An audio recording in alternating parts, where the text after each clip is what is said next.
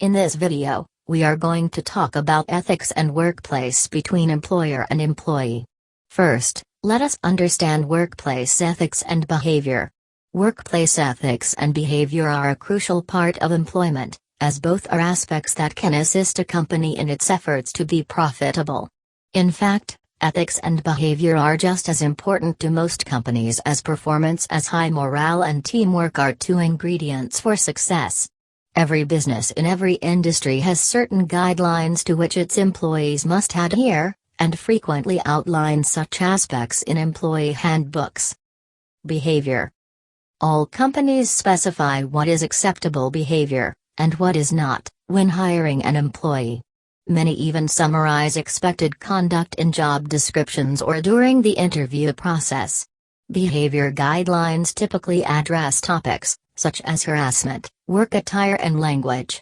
Workers who don't follow codes of conduct may receive written and verbal warnings, and ultimately be fired. Integrity. A key component to workplace ethics and behavior is integrity, or being honest and doing the right thing at all times. For example, healthcare employees who work with mentally or physically challenged patients must possess a high degree of integrity, as those who manage and work primarily with money. Workers with integrity also avoid gossip and sneakiness while on the job. Accountability. Taking responsibility for your actions is another major factor when it comes to workplace ethics and behavior. That means showing up on scheduled work days, as well as arriving on time and putting in an honest effort while on the job.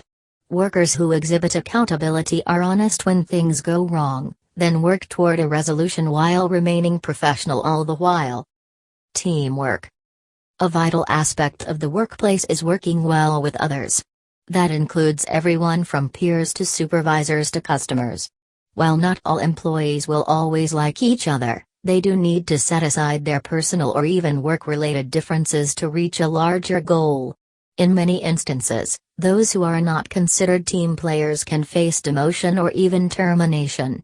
On the other hand, those who work well with others often can advance on that aspect alone, with teamwork sometimes even outweighing performance. So now, let's talk about the main idea, which is ethics in workplace between employee and employer. A recurring theme in inquiries to the OSHA Ethics Division is employer demands. That is, employers requesting that our members and certificate holders engage in conduct that places them at risk for violating their ethical responsibilities.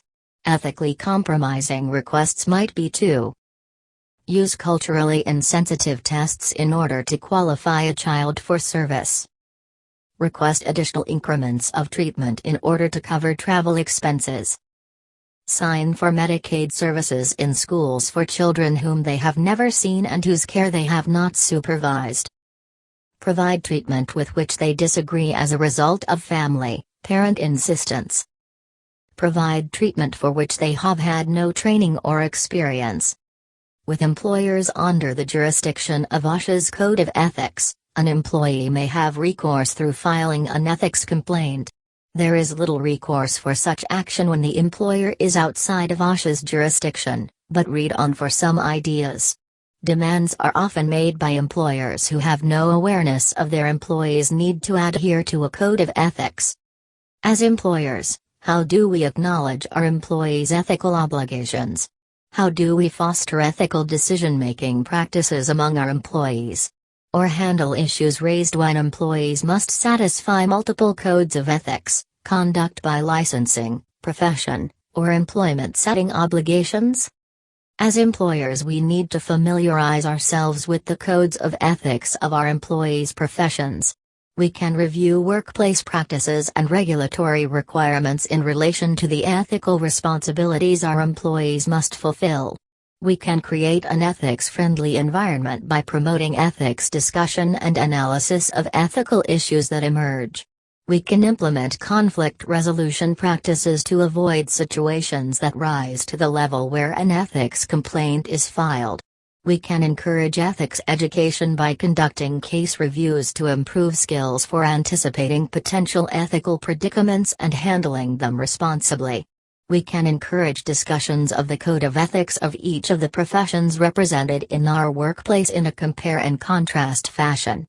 We can expect our employees to be knowledgeable about professional ethics and serious about fulfilling their affirmative ethical obligations. As employees, we can use every opportunity available in our workplace to inform and educate coworkers, administrators, and union leaders about professional ethics, especially if our employer, or administrator, is not a member of the profession. At the time of interview, ask if the employer's business entity or school district has a code of conduct or code of ethics. Ask employers how they foster ethically responsible professional practice. Work to establish conflict resolution strategies to seek solutions to ethically compromising issues. Union members should recognize their membership as a valuable resource, especially when they are reluctant to complain about employer demands because of fear of retaliation. So now, why is it important to have workplace ethics between employer and employee? Workplace ethics ensures positive ambience at the workplace. Workplace ethics leads to happy and satisfied employees who enjoy coming to work rather than treating it as a mere source of burden. Employees also develop a feeling of loyalty and attachment towards the organization. Organizations need to have foolproof systems to measure the performances of individuals.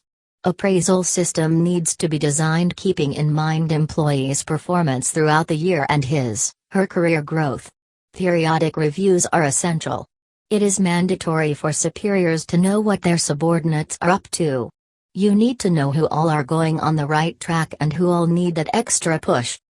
Workplace ethics ensures management guides and mentors their employees well. Appraisal and salary hikes should not happen just for the namesake. Workplace ethics is important as it enables management to treat all employees as equal and think from their perspective as well. Employees must have a say in their appraisal system. Transparency is essential. An employee is bound to move on after a year or so if he or she is not appreciated and rewarded suitably. It is indeed the organization's loss when employees after being trained quit and move on. Do you think it is entirely the employee's fault? Why would an employee move on if he or she is fully satisfied with his/her current assignment? Employees change primarily because of two reasons: career growth and monetary benefits. Management needs to make employees feel secure about their job and career. Unnecessary favoritism is against workplace ethics. If you favor anyone just because he is your relative, the other team members are bound to feel demotivated and thus start looking for new opportunities. An individual's output throughout the year should decide his/her increment. Organizations need to stand by their employees even at the times of crisis. You cannot ask your employees to go just because you don't need them anymore or your work is over. Such a practice is unethical. How can you play with someone's career? If an individual has performed well all through but fails to deliver once or twice, you just can't kick him out of the system. Workplace ethics says that organizations need to retain and nurture talents.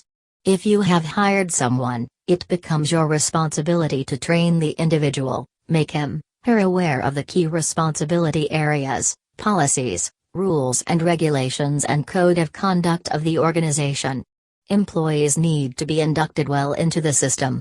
They must be aware of the organization's policies from the very first day itself. Workplace ethics also go a long way in strengthening the bond among employees and most importantly their superiors. Employees tend to lie if you do not allow them to take leaves. If you do not allow an employee to take leave on an important festival, what do you expect the employee to do? What is the alternative left with him? He would definitely lie. Do not exploit your employees and don't treat them as machines. No employee can work at a stretch without taking a break. It is okay if they talk to their fellow workers once in a while or go out for a smoke break. Understand their problems as well. If you feel the problem is genuine, do not create an issue. It is but natural that once or twice they would definitely call their family members and inquire about their well-being. Superiors should not have a problem with that. It has been observed that organizations which are impartial to employees, lend a sympathetic ear to their grievances and are employee-friendly seldom face the problems of unsatisfied employees and high attrition rate.